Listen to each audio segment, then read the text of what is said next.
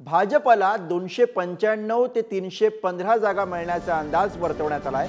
प्रशांत किशोर यांच्या पाठोपाठ अमेरिकन राजकीय संशोधकांनी सुद्धा हे विश्लेषण केलेलं आहे। राजकीय संशोधक तसंच रणनीतिकार इयान ब्रेमर यांनी याबद्दलचं भाकीत वर्तवलेलं आहे। भाजपचा अबकी बार 400 पारचा नारा आहे।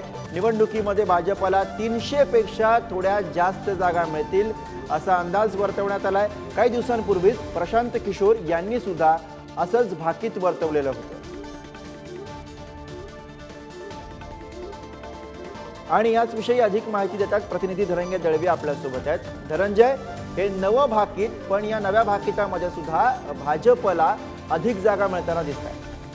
गुरुदेव, नक्कीच आपण जर पाहिलं तर लोकसभा निवडणुकीचा 5वा टप्पा जो आहे तो झालेला आहे आणि एकूण 428 जागांसाठी मतदानाची प्रक्रिया पूर्ण झालेली आहे। आता अनेक एक्झिट पोल किंवा भाकीत जे आहेत ते वर्तवण्यात येतात। काही दिवसांपूर्वी जर आपण पाहिलं तर जे रणनीतिकार प्रशांत किशोर आहेत त्यांनी देखील भाजपला 300 पेक्षा काही जागा अधिकच्या मिळतील असं भाकीत जे आहे ते वर्तवलं होतं। आणि भाजपचा नारा यंदा निवडणुकीत आपल्याला पाहायला मिळाला की अबकी बार 400 पारचा नारा देशभरात भाजपने दिला होता।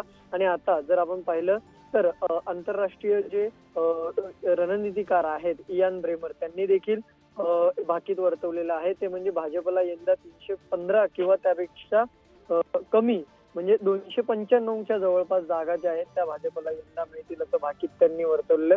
त्यामुळे आता आणखी 2 टप्पे जे आहेत ते बाकी आहेत। 115 जागांचं मतदान बाकी आहे। ते पूर्ण झाल्यानंतर आता 4 जून रोजी लोकसभेच्या निवडणुकीचा निकाल लागेल। त्यावेळेस नेमकं हे भाकीत किती खरं ठरते हे पाहणं महत्त्वाचं असेल। त्यापूर्वी जर आपण पाहिलं तर राजकीय वर्तुळात वेगवेगळे आता या विषयावरून चर्चा रंगू लागलेल्या पाहायला मिळतात। गुरु, बरोबर आहे, बरोबर। धनंजय, धन्यवाद या सगळ्या सविस्तर माहितीसाठी। तर काही दिवसांपूर्वीच प्रशांत किशोर यांनी सुद्धा निकालांबाबतचं भाकीत वर्तवलं होतं आणि आता भाजपला 295 ते 315 जागा मिळण्याचा अंदाज पुन्हा एकदा वर्तवण्यात आला। रणनीतिकार इयान ब्रेमर यांनी याबद्दलचा अंदाज वर्तवलेला आहे।